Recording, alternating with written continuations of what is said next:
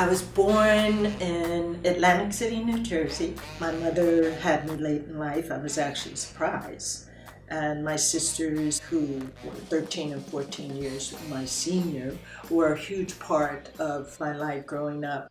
My father, Louis Saunders, passed away 10 days before my first birthday. The death of my father really altered my mother's life. So she ended up having to go to work. I did not, of course, reap the benefits of having a stay-at-home mom, but I ended up having like 3 moms. Growing up in Atlantic City in the 50s, of course, was segregation. I spent my life on the beach in the summers. You could just walk to the beach. Unfortunately, we were only allowed to go to one beach. It was a time when access to a lot of things were not afforded to us. You know, school was difficult for me growing up. Not difficult in the aspect of intellectual engagement. It was tough because I didn't see me. There was no representation of me. And when there was representation of me, it was absolutely derogatory. And so, textbooks, presenting Black people in really derogatory ways. And I immediately shut down. Like, I remember shutting down and thinking, that's not true, and hating it. I came out at the age of 16, which was, back in the day, was quite a difficult thing, to do. And I was adamant about living as my full self. And, it was shocking for, my mom and my family, but this was, who I was. I started my career in roller derby in high school. Saunders out of the penalty box is back there to help charge now. Saunders, 36, gets nice. Atkins Sr. running around the infield, talking to Joni, talking to his team. Boy, he really works out there. Jump block in there, 2 points. And once I graduated, traveled around for the next at least 7 years. I think it was 18, and when I stopped, it was maybe I was 25. And of course, that whole span at the time, I did not take advantage of college or anything like that. And as a matter of fact, after I stopped skating, I began to just look for regular work. I wasn't interested in going to college. I was sort of like a free spirit and really just wanted to be out in the world. I worked for Pacific Gas and Electric Company for 15 years. I was a police evidence technician for the Oakland Police Department and doing crime scenes and things of that nature. I sold real estate for a while.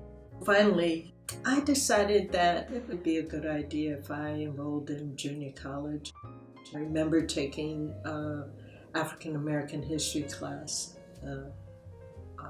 And I was turned on. Part of it, of course, was that throughout my educational experience, I didn't have any knowledge of my ancestors, my history. And so that was a tremendous catalyst for me. My professors and teachers would always say, you know what, Rosetta, you would make an excellent teacher. You make a really good teacher. I was like, I don't know. Eventually, I had an articulation agreement to apply to Mills College here in Oakland, and I did. I was accepted, and it was there that I really received an extraordinary education. I began to take a lot of ethnic studies courses and also a lot of American studies courses as well. I was just opened up to the histories of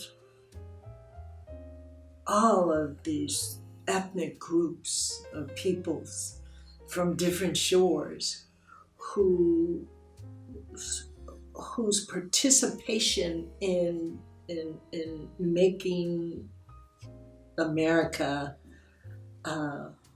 great was so stirring for me. So absolutely, I was so blown away with the participation and with the ways in which they were left out of our histories. There was no acknowledgement of anything that had to do with the ways in which they helped shape this nation. It was an extraordinary eye-opening experience, and I was so taken aback with the fact that none of this information had ever been taught to me, ever. I, at that time, knew that I wanted to teach because I felt like if I had had this information growing up, that I would have been a much more productive citizen, first of all, but just a much more caring individual with understanding and empathy and compassion towards others. And that's what I wanted more than anything, was to be able to be in a classroom and to expose young people to the histories of people of color in the United States. So that was my pledge. I remember I took an art class, and this teacher, his name was Mr. Wismer. I'll never forget him. And he always was, hovering over my work and, being super critical. There's certain things that impact you in growing up, and that was one of the things that impacted me for years. I felt like I'm not an artist, I can't draw, I can't do this, can't do whatever.